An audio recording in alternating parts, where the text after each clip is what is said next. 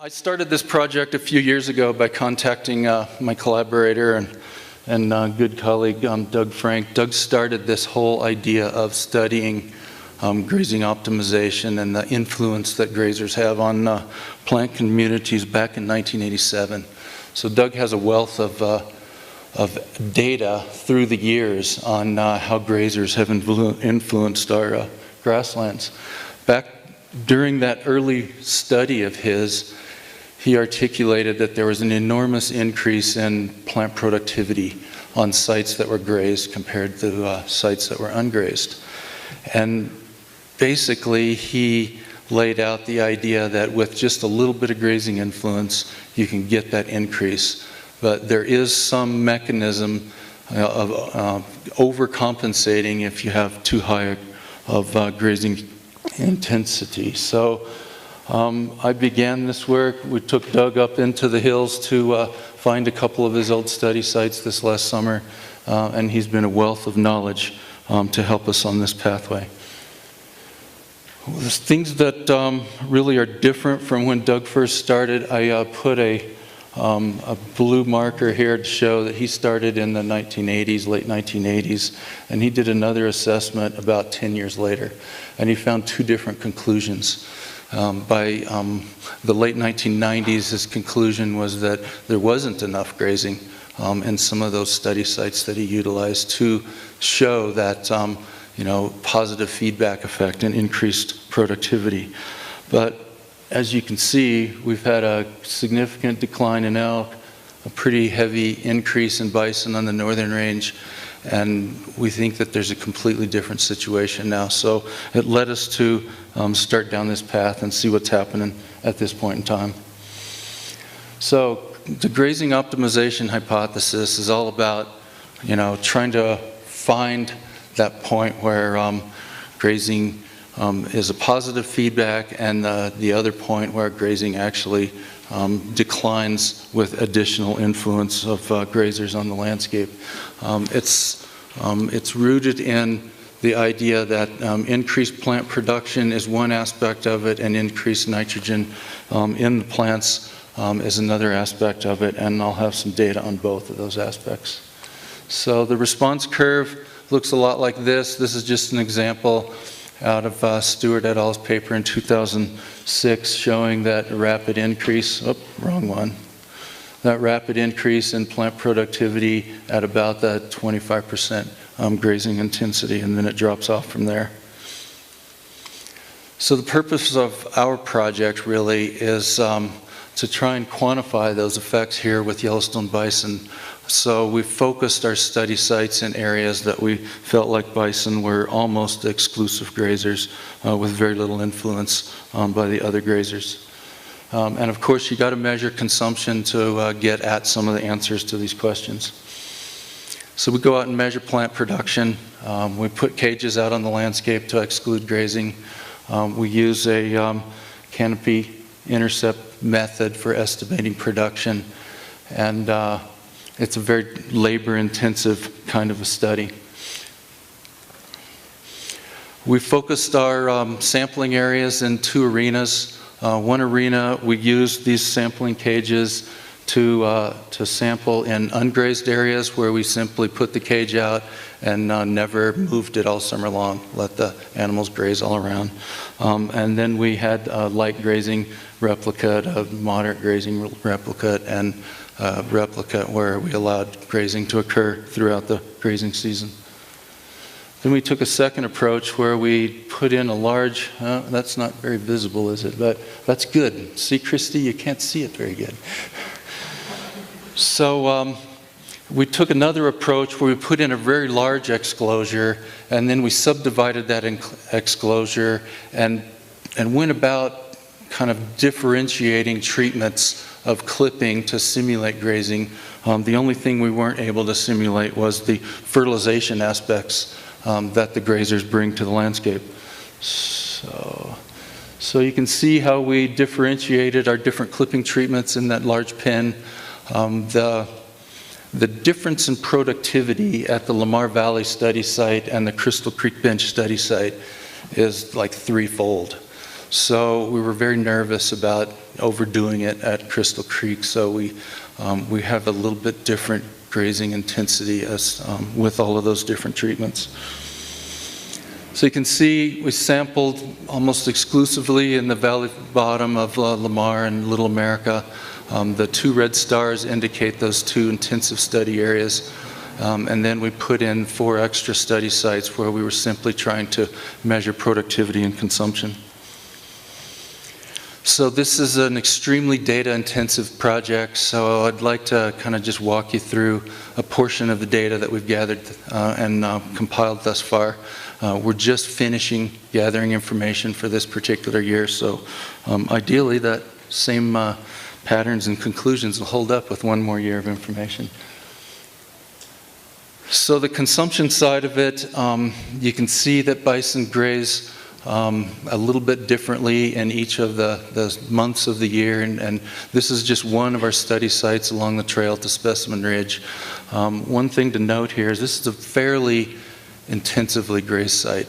We only have, 1 sample period in July of the first year that the grazing influence was measured at less than 10%. So this was probably our 2nd highest productive site and our 2nd most intensively grazed site. So then I went and compiled the kind of grazing effect on each of the sample locations that we had. And you can see, again, we have fairly high consumption rates all across the board. And when we established our various clipping treatment diversity, we didn't have this data. So it is interesting that we lucked out in how we set that clipping pen study up, because we actually replicated some of this kind of grazing influence. So we really did match somewhat how bison graze on the landscape. So the data, is that feedback? Are you hearing all that? So the data, when you plot it, you can see here, this is our clipping pen study, and the influence at Crystal Creek Bench from inside the clipping pen shows that most of our diversity of treatments are well above the production that was estimated at the no grazing study site, and we got a couple of them off to the side that we were successful in finding the end of that particular curve. The Lamar Valley site's a little bit different. We ended up kind of over-clipping, overgrazing at our Lamar Valley study site, but it does help show, that with that high productivity, you can, drive productivity down in that scenario. So what I did is, this is data from outside the clipping pen, where we were actually monitoring the sites that the bison did graze.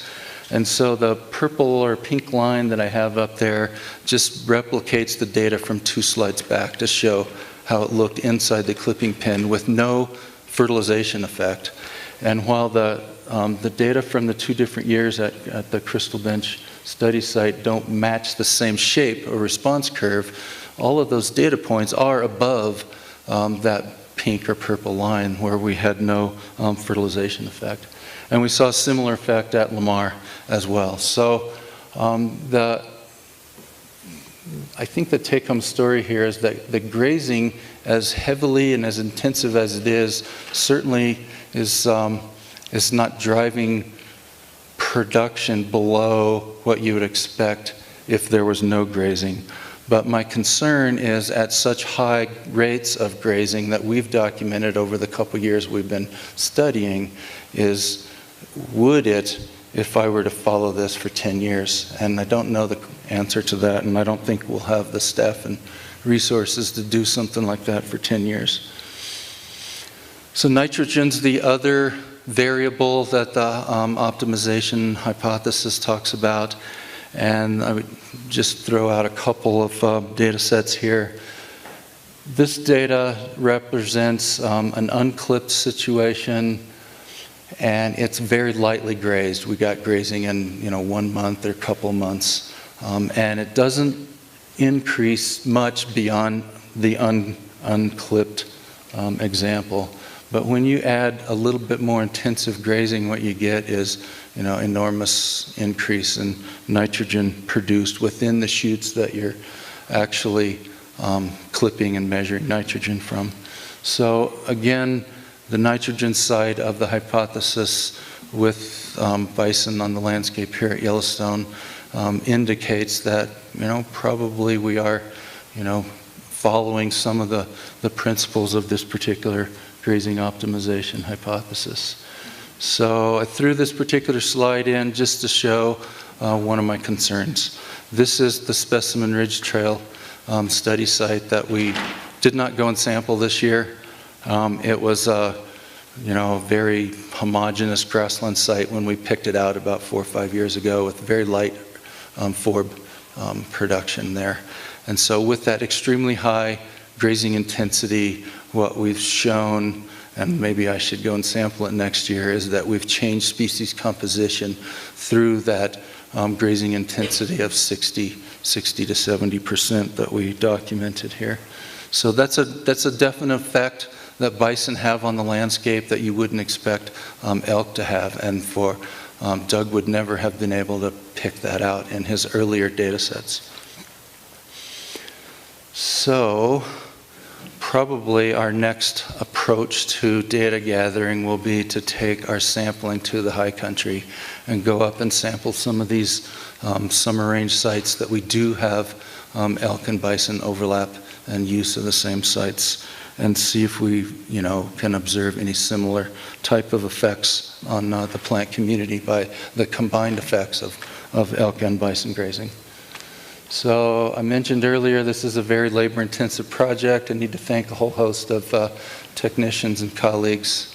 And I suppose if you don't believe the mosquitoes had an influence, you can check in with Becca at the end of the presentation, because we had some very awesome experiences up on the backcountry. So I guess I have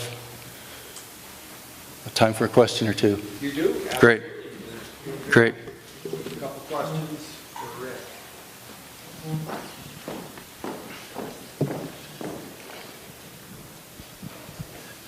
Thanks, Rick. So with that pin intercept, you're getting veg data. What was happening with community composition? Any inclinations early on with that data set? We've got community composition data, but we haven't actually sat down and tried to figure out how that's changing. My gut feeling is we're seeing a little bit of that at both of those clipping pin sites. But that's Doug's story, and I need help from him to compile all that. Another question for Rick. Seeing none, we'll go on to the next talk. Jim raised his hand.